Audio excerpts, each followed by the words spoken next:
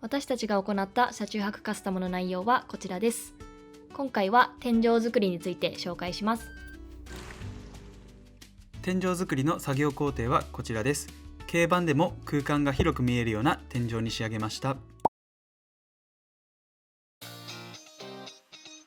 まずは前回カスタムした天井を解体します。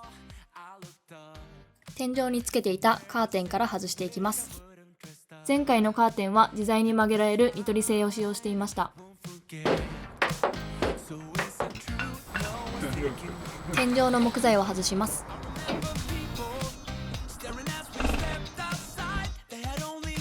木材を外している間に次の天井を塗装します。でもいい色。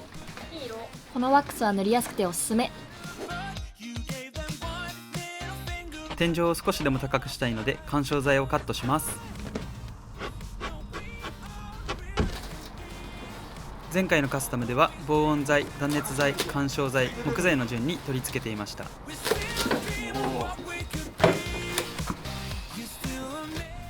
ついに天井があらわに。こうなったんですね。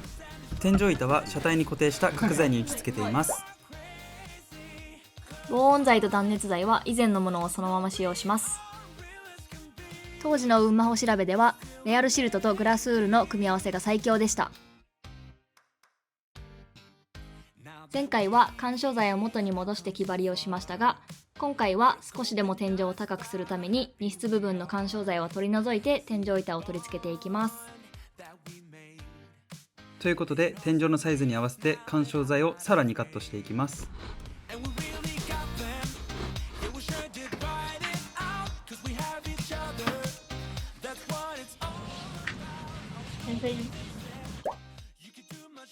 続いて天井の取り付け作業に入っていきます。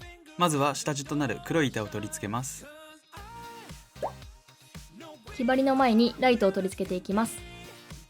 ライトに使うのは IKEA のこの組み合わせ。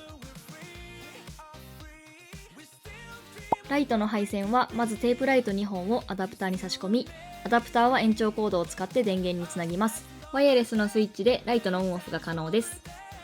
まずは天井裏を通して電源側にライトの配線を寄せます。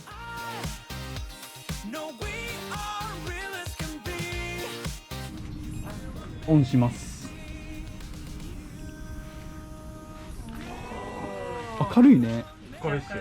結構明るい。次に付属品を固定してライトを取り付けていきます。下地の板に沿うように左右につけました。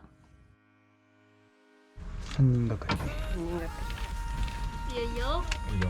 いいよ。ここをカットします。ここです。ここに線があるので、はい、線があるので。ここでいきますよ。うわー、いっちゃったよ。滑れたふりしなくて大丈夫だった。電源コードはシートベルトカバーの裏に、ライトの線はサイド上部の隙間に収納します。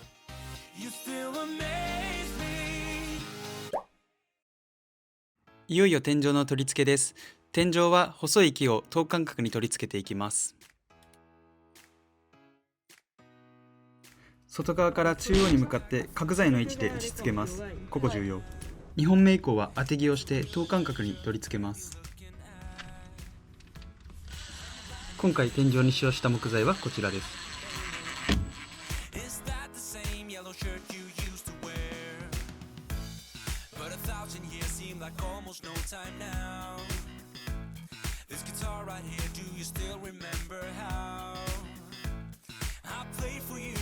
最後はめてみたら、これでね、多分いけそうですやばい、ね。めっちゃいい感じ。じゃあちょっとはめますか。これあと3本足りるってことね。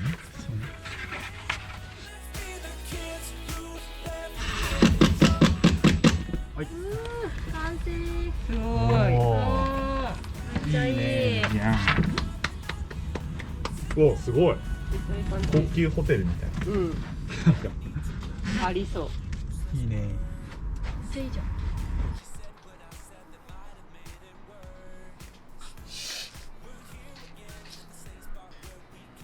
天井完成。完成。仕上げに断熱材が見えてる部分にも板を取り付けます。板で塞ぐ前にコード類を整理して隙間にしまいます。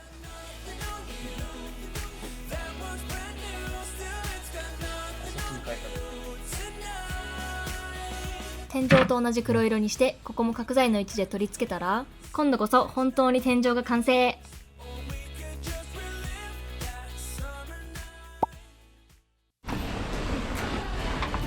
やば。